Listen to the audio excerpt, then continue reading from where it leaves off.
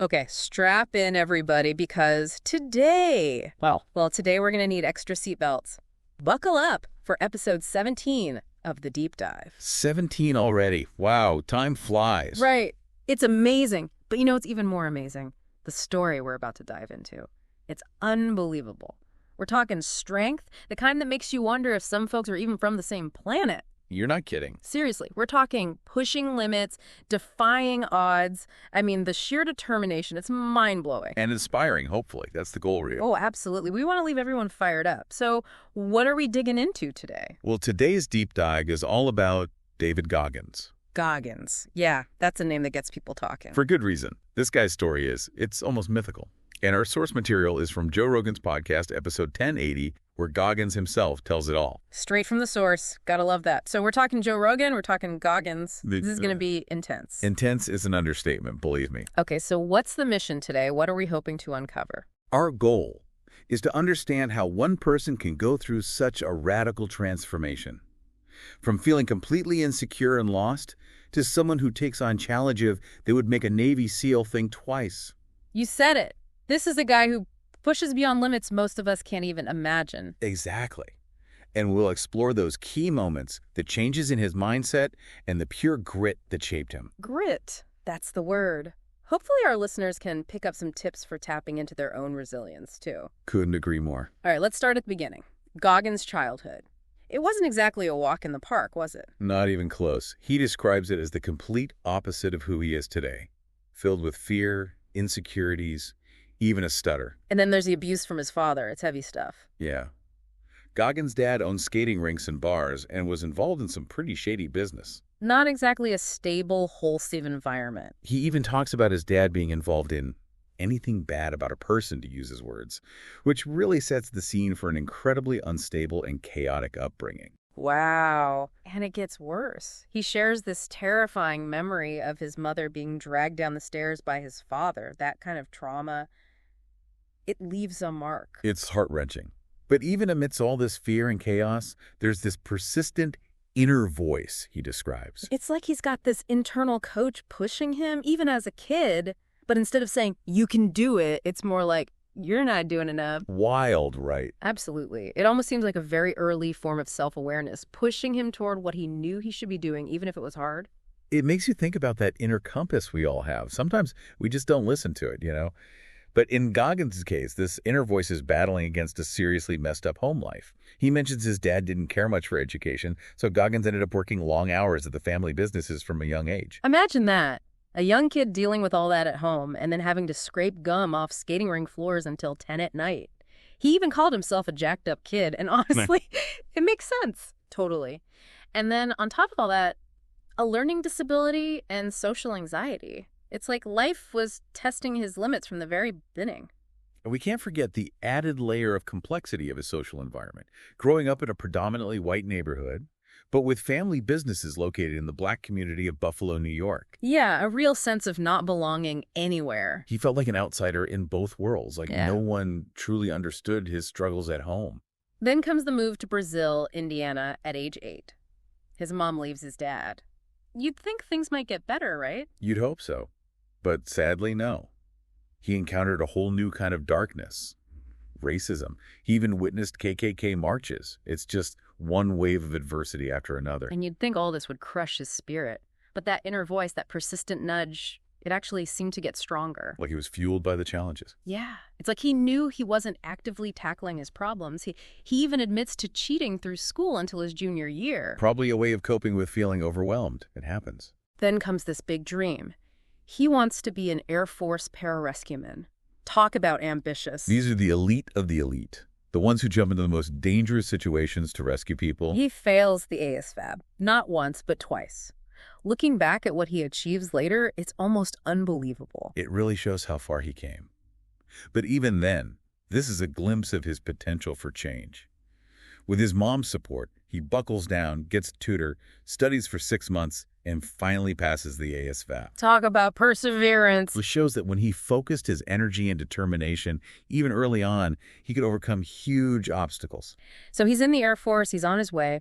But of course, there's a catch, his fear of water. A pretty big catch when you're training for special ops. You're telling me those water confidence exercises are designed to push recruits to their absolute breaking point. And for someone terrified of water, it would have been an absolute nightmare. He really struggled. Yeah. And then he gets news that he has sickle cell trait. Not full-blown sickle cell anemia, but still. It meant being pulled from training. And, the body reacts differently to extreme stress with this condition. It's serious. And that break, that moment of pause, it actually seemed to break him mentally. It's like all those fears and insecurities just rushed back in. He had been running on pure adrenaline and willpower, and suddenly he had to stop, and everything crumbled. He ends up quitting the pararescue program. What a blow. He must have felt completely defeated. He talks about feeling like he'd broken. It's a very raw admission. He then transitions to a tactical air control party role, deliberately avoiding anything to do with water. Understandable. But was he happy? Not exactly. He gained a lot of weight, went from 175 pounds to almost 300. He found some comfort in the routine, but that nagging inner voice, it never went away. It's like a constant reminder that he's capable of more. Exactly. It was eating away at him, causing real discomfort. So here's this guy, full of potential, basically living a life of avoidance. And then at 24, working as an Ecolab pest control technician, he has this epiphany, not in some grand, inspiring way, but while watching a Discovery Channel show about Navy SEAL Hell Week. Of all things. It just goes to show inspiration can strike in the most unexpected ways. Ironic, right? Spraying for bugs 1 minute, watching these hardcore guys go through hell the next. What happened? Seeing those individuals endure that level of hardship, pushing beyond what seemed humanly possible, it made him confront his own fears and limitations. He realizes he's becoming the person he never wanted to be. And here's the kicker. He understands that nobody is coming to save him. That realization, that sense of personal responsibility, it's so powerful. It often marks the beginning of real change. You've got to own your journey, right? Absolutely. So what does he do? Quits his job, obviously. Of course. He throws himself into working out, completely obsessed. He even talks about inventing a tougher version of himself. Yeah. Someone who can handle pain, ignore criticism, just bulldoze through obstacles. An alter ego. Interesting. It's a powerful mental strategy. Yeah. And he purposely seeks out discomfort, working out in crazy weather, doing things he hates. It was all about building what he calls mental callousness. Like building calluses on your hands, but for your mind? Makes sense. Right. The more you expose yourself to discomfort, the tougher you become. Fear and self-doubt just don't have the same sting anymore. So he's basically training his brain to ignore the quit button. Awesome. And the results?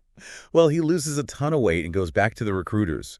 This time, he's dead set on becoming a Navy SEAL. The guy goes from almost 300 pounds and terrified of water to wanting to join the toughest military training program in the world. It's crazy. Yeah, and the deadline he set for himself was insane.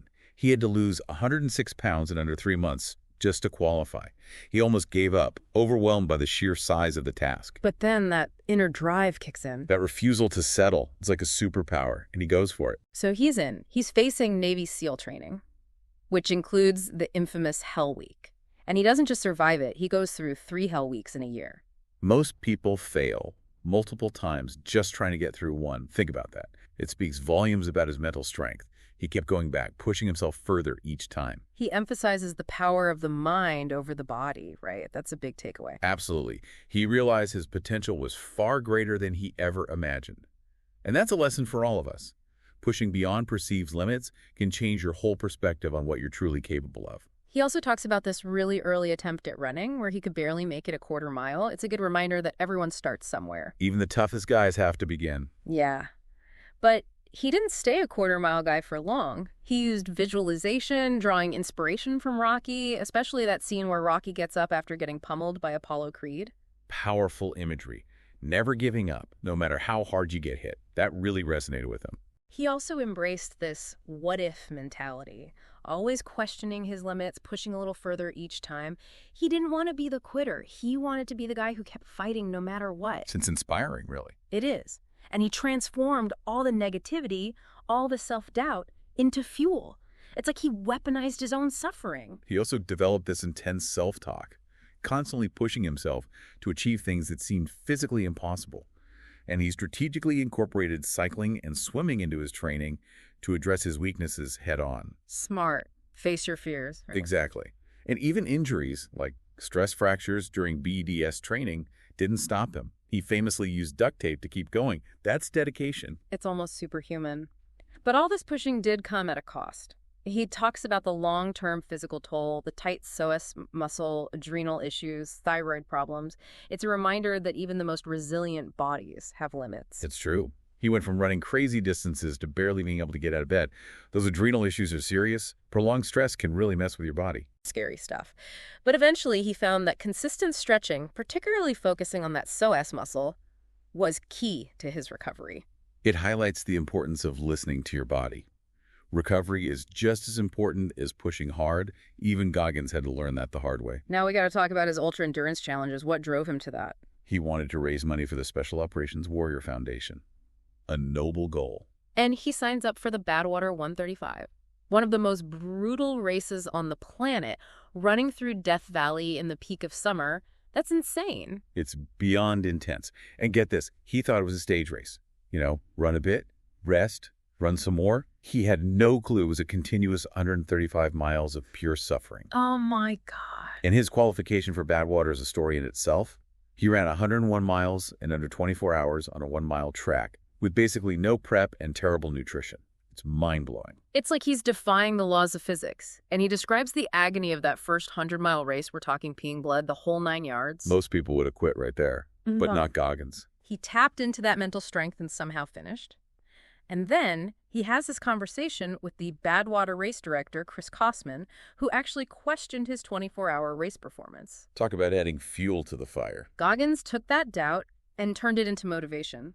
Then he runs the Hurt 100 in Hawaii, known for its crazy elevation and rough terrain, and he finishes in the top 10 despite being a trail running newbie. Unbelievable. The guy's a machine. His 2007 race schedule was insane. Multiple 50 and 100-mile races back-to-back, including Badwater and Leadville. He even ran 205 miles in under 40 hours. That's not even human.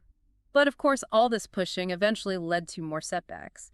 He clarifies that it wasn't just the ultra running that did it, but the combined effect of years of intense training without proper recovery. That and the chronic tightness in his hip flexors, which he mentions had a big impact on his ability to do even simple things, like squatting. It's a reminder that rest is crucial. It is. And then there's the heart surgery. Turns out he had a congenital hole in his heart that had gone undetected for years. Think about that. This guy is pushing himself to the absolute limit, and he's got a hole in his heart. He even did a ruck run on the day of his surgery. It's almost hard to believe. Seriously. His recovery was tough, with recurring issues with the surgical patch, and even the possibility of open heart surgery looming. But through consistent stretching and yoga, he made a full recovery. It's incredible. His body was in a constant battle to keep up with his mind. And that brings us to the core of his philosophy: mental fortitude. He believes that real toughness isn't something you learn from a book, but from facing and overcoming hardship in the real world. He even challenged an MIT academic who talked about mental limitations theoretically, pointing out that he had lived through hell and knew what was truly possible. He walked the walk, didn't he? Absolutely. He believes in the power of experience. You have to go through those dark chambers and face your inner demons to truly understand your own limitations. And he talks about choosing the difficult path over the easy one. It's about not becoming complacent, not losing that edge that comes from struggle. He strives to be uncommon amongst uncommon people, constantly pushing for more. And he doesn't rely on others for accountability. He owns it all himself. But he also draws inspiration from seeing others achieve the impossible, which leads us to his famous 40% rule. This is where it gets really interesting. Lay it on us. What's the 40% rule all about? It basically says that when we think we've hit our absolute limit, we're actually only operating at about 40% of our true capacity. So there's another 60% just waiting to be tapped into. Exactly. And that 60% is usually locked away by our own perceived limitations, fear of discomfort, and the desire for instant gratification. Goggins experienced this during his first 500-mile race.